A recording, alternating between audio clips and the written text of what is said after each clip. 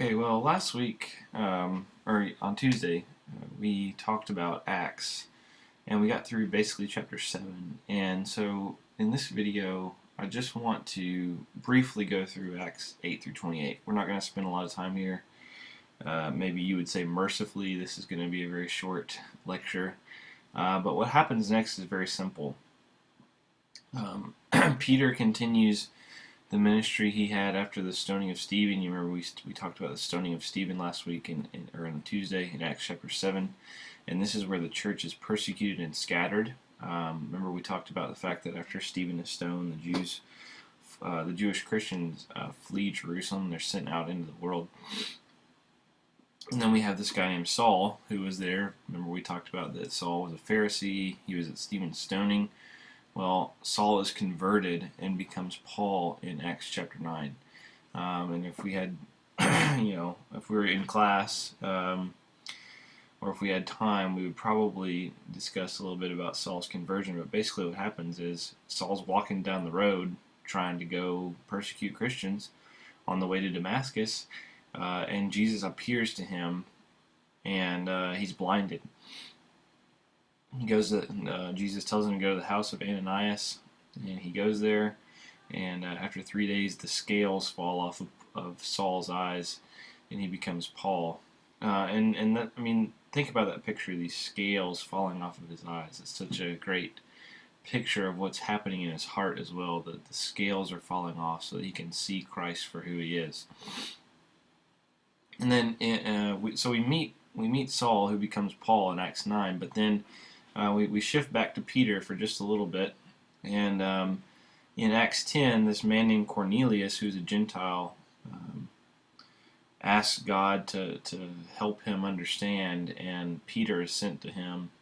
And it's in these three chapters, Acts 10 through 12, that Peter becomes convicted about sharing the gospel with the Gentiles. God tells him that there are no longer clean and unclean foods, but that everything is clean and that he can eat it. And so Peter begins to share the gospel with the Gentiles as well. The rest of the book, though, is the gospel goes to the Gentiles through Paul. And we're going to talk a lot about Paul next week, so I'm going to kind of save everything we're going to do with Paul till next time. But when the gospel goes to the Gentiles, it's mainly through Paul.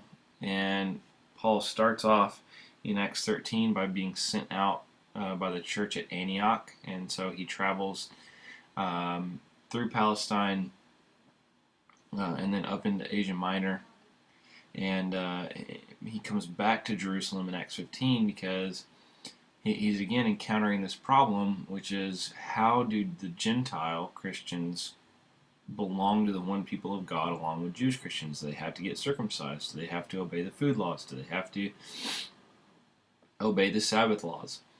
And so in Acts 15 we have this sort of monumental event called the Jerusalem Council, which is where Paul goes to James, Peter, and John and says, look, what do we do about this? And they sort of issue this proclamation to the churches that says Gentiles can come into the people of God. Gentiles can be part of the church without circumcision. They do in that council sort of suggest guidelines for how to live, and they say, it's still probably not good to eat meat sacrificed to idols, strangled meat, and avoid fornication. So they still sort of give this advice at the end, but they're very clear that Gentiles don't have to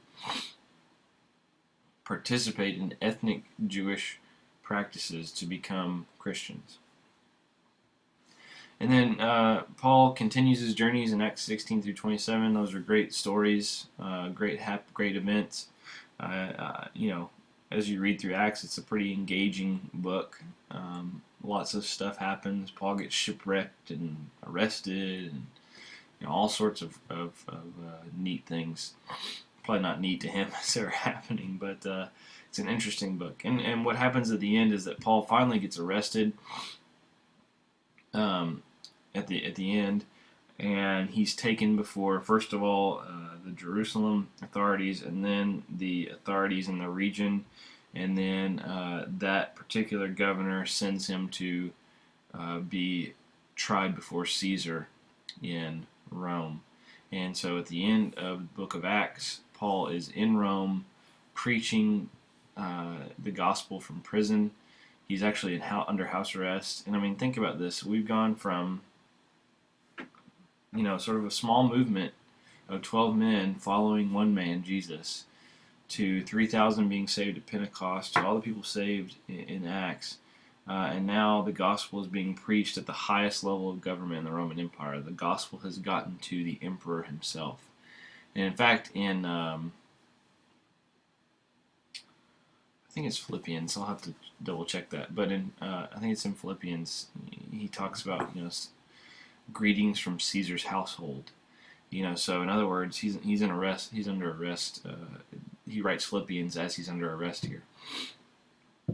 And so the point is that in that situation, Paul is being able to preach the gospel, and God is saving people within the highest level of government in the Roman Empire. Caesar's household is being saved.